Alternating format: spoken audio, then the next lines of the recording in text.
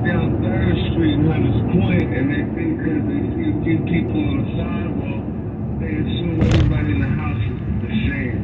So we need to have a critical lens, especially when we look at marginalized communities, that all these things that we're getting, all the stuff that's sold about us, it's not the same thing that should be being told about us, you know.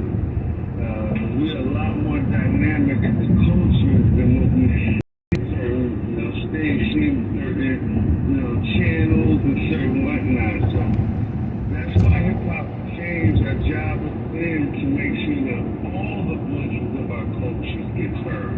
We got people rapping about food justice, rapping about elevating women. We got some of the strongest, most powerful women voices in the Bay Area, like Coco Taylor, Ryan, Nicole. You know what I'm saying? So my job is to make sure those folks can get on, they can get paid, and they can be accessible to our next generation. You know? I'm gonna say paid first. Paid. And listen to the Bay Focus, our weekly public affairs program from iHeartRadio San Francisco. I'm your host Tinka, and we are talking with Kyrie from Hip Hop for Change. Tell me this: being a part of the hip hop culture, it means what? What does that mean? I'm a part of the hip hop culture. What am I saying for real? Yeah, I mean, like, how do you become a part of the culture? You're born into it, you know what I'm saying?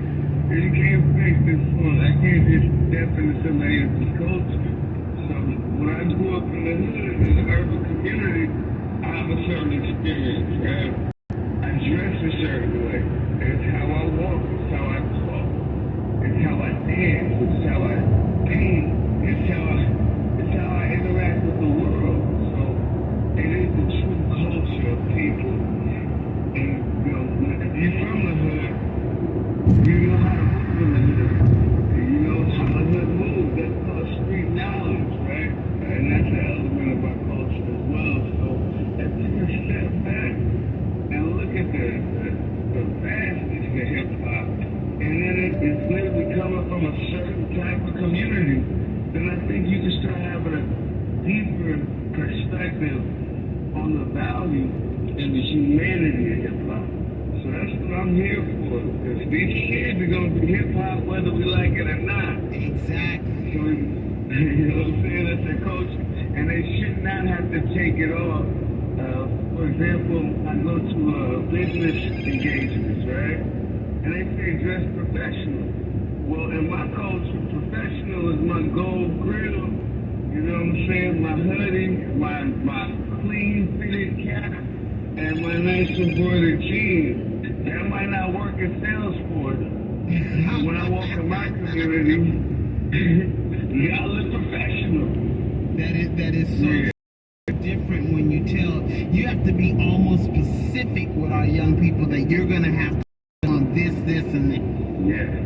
You're listening to the Bay Area Focus, our weekly public affairs program from iHeartRadio San Francisco. I'm your host, Tinka, and we are talking with Kyrie J from Hip Hop for Change. So when you say the hip hop culture, is the culture only black and brown? No. Hip hop is the most diverse, culturally expressive form in the world, and I will artistic expression, and black folks own all the swag cards in America, but no, hip hop is global. They got people rapping in Mumbai, Glasgow, you know what I'm saying? Identity challenge South Koreans to break there. You know what I'm saying? They own that. But hip hop's never had a problem with racism, you know what I'm saying? If you go back and look into the history, it comes from organizations that say you come in peace or you leave in pieces. Right? And that's all it is. Peace, love, unity, and having fun. So anybody's welcome. But if you grab that mic, you better be good and you better exalt the culture or you get it snatched back. You're not going to get a mic snatched just because you got white skin. Right? You will get a mic snatched because you don't respect the culture say, stop right there. When we say don't respect the culture, so if it's not just the black and brown, then what makes us say to different people that they are culturally inappropriate? If I step into your culture and I'm white and I got braids in my hair, then I'm a part of the culture, or you're saying you just can't just step in, you gotta be what? Well, you know, there's a saying that people love our rhythm, but they don't want none of our blues. So you can't just over here, people there wearing cornrows, and all of a sudden people say, oh, look at the sound avant-garde style. And you're like, yes, it's avant-garde. Without giving a feel to where that hairstyle comes from and what people had to go through to wear that in this country. So I think a lot of times when we do our thing, when we see guests in the room, you know, they're having fun, they're experiencing it, but they also don't know the cultural norms, right? They also don't know how you're supposed to move. So sometimes that can create tense situations. You know, I go do my performance in certain areas, certain upscale neighborhoods, cities. I get touched inappropriately by crippled white women while I'm trying to do my set. I've been fetishized while on stage in neighborhoods where people aren't used to hip hop. So sometimes people see us as not just people expressing who we are. They see us as these tropes, these figures that they're just using, you know. So I would say like this: there's a lot of people who teach quote unquote urban dance, hip hop dance outside of the hood. I always ask, have you taught any of your students the history of that hip hop dance? Most people say no. So they're using our culture, they're not invested in our culture. They also don't know what we've been going through, you know, while we've had this culture. But how do you know then to say I'm culturally inappropriate? Or who are we pointing out when we're pointing out the people that are culturally inappropriate? Yeah, well, number one, hip hop has no problem with pointing out people who are being culturally inappropriate. And if you're in a real hip hop space, we'll let people know. Most likely peacefully, with love, and trying to bring them back to that unity so we can all have fun. I think the biggest problem is right now the people throwing events in hip hop, they're not throwing it for kids in Hunters Point. They're throwing it for kids in Marin, in Africa, in Belmont, you know, because kids can't afford $50, $60 ticket, come see somebody out here, and then there's also no local openers and whatnot. So these kids are going to the show, and they're having a certain experience, which makes them think they know hip-hop. You know what I'm saying? They don't. So when they come to one of our shows, you know, they might think they have some ownership. They might not know how to wiggle in a room full of real people from the real community like Fillmore, so it becomes tense. I think the number one thing is if I go to a bar mitzvah and I have a couple of drinks, I'm not about to start gigging in the middle of the dance floor while they're trying to do their cultural dance, because I don't know what's going on. You know, I don't know their culture. I don't know who I'm offending. So I think the most important thing is when you step into somebody else's space, you step there humbly. You step there with love. You step there to support what they're doing and not to take over or censor yourself. Just act like you know what's going on because you've seen them win 3 or 4 times and you got that move. Straight up. Yeah, I like that. You step in humbly. You're listening to The Bay Area Focus, our weekly public affairs program from iHeartRadio San Francisco. I'm your host, Tinka, and we are talking with Kai Free J today from Hip Hop for Change. I heard you say we are not elevating all races equally. Can you speak on that a little bit? Yeah, man, we look at all kind of media, right? We can see white folks rapping about everything. Their stories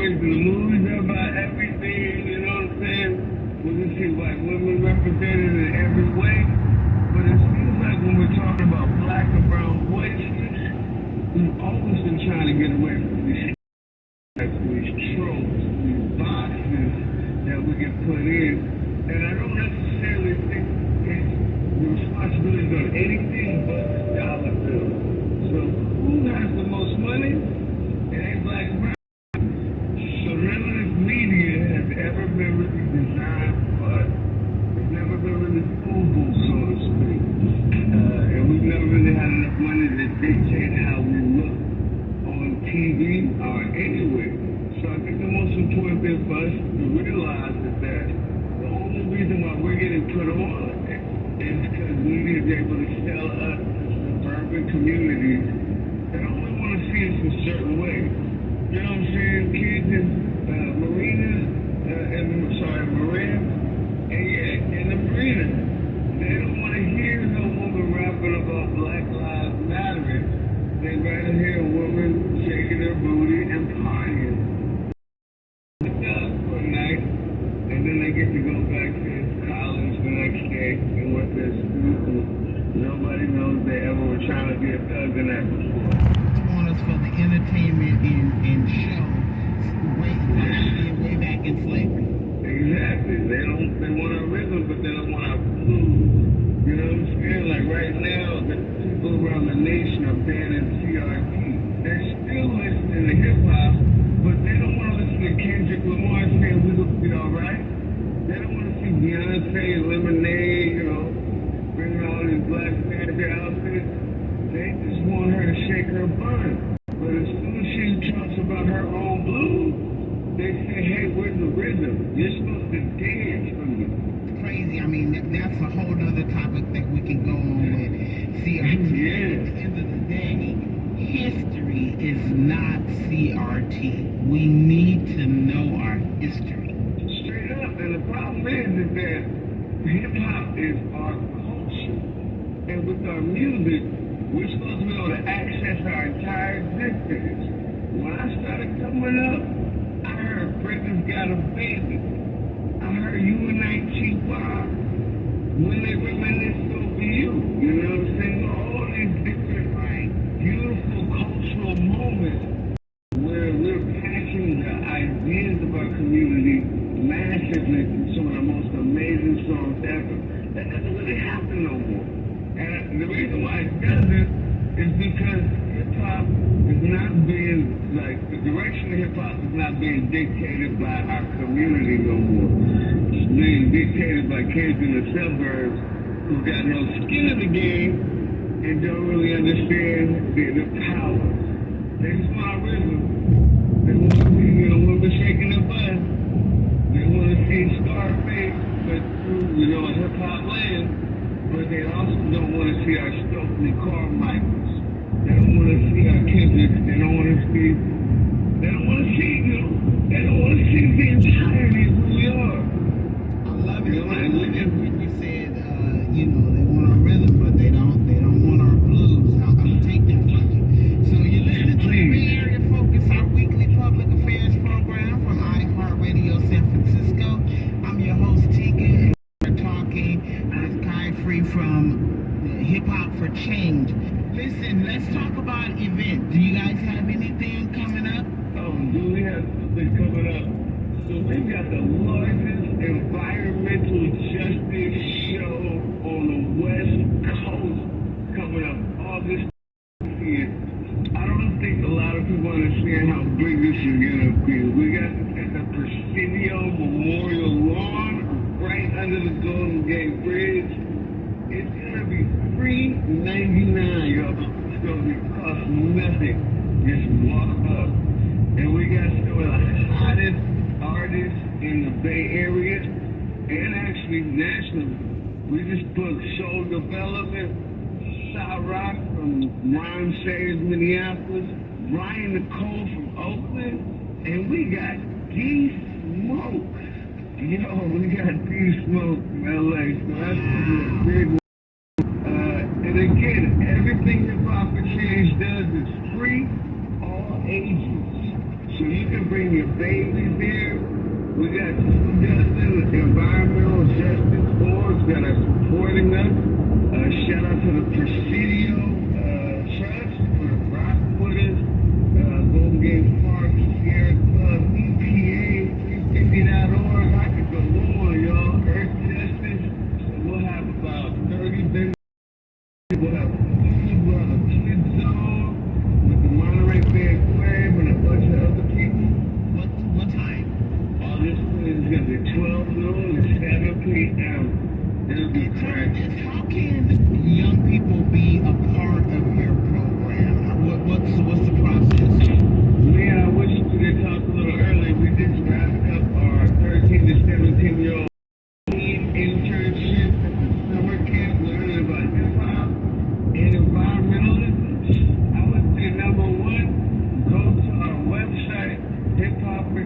HRRadio.org. Subscribe to our newsletter. Make sure you stay up, and especially if you're a parent, let us know. Because we've got almost 30,000 kids K through 12 in the Bay Area and beyond. If you need to get this to your school, hit us up. Our education director, Unlearn the World, he's prolific. We also do shows, curate, we do D&I for people's organizations, and we're working on a studio in Hunters Point, San Francisco. It's going to be a visual arts annex for our org, and a studio out for recording, engineering, podcasting in Oakland as well, which will be free for kids that are 24. What we really need is support. And people who really want to support hip-hop, and support the culture, and support education, to go to our website and become one of those monthly donors that keep us alive. And if anybody wants to help support the Environmental Justice Summit, we're still looking for sponsors, still looking for supporters. I appreciate your time so much for joining us for the Bay Area Focus, our weekly public affairs program from iHeart San Francisco. Today's guest has been Jay. Let me not forget to put that on. Cosmic J from the Hip-Hop for Change organization. This has been the Bay Area Focus, our weekly public affairs program. Next up has been Shalene Huey Booker of the Youth Utilizing Power and Praise organization. And Shalene, how are you? I'm great. Thank you so much. Yourself? I am doing fine. So I just want to ask you a little bit about your organization. I know we call this organization YUP, and I just broke it down, but you break it down even further. How did we come to be? Absolutely. So about 20 years ago now, I was with another young man doing art, and we realized that there was not enough collaboration and empowerment happening in a cross-cultural sense. He was Hispanic and I am African American. And so we came up with this concept of Youth Utilizing Power and Praise organization that seeks to empower the whole being through the needs of performing arts, fine arts, public speaking, and sport by creating these cross-cultural networks for young people between the ages of 6 to 25. So how does one become a part of this organization? Well, it's really simple. They're able to go to our website. There they will find the means to inquiring of how to sign their children, or, young adults also are able to sign up. And we take it from there. They're given an application form that gets them basically out of all the things that we offer, our code of conduct. We interview them, and then they become a part of our family. No, it's serious, y'all. Interviewing process? Just speaking to them process, we gotta make sure our kids are protected. I understand. That's just funny to me. Come here, talk to us, and let's see if we're gonna get you or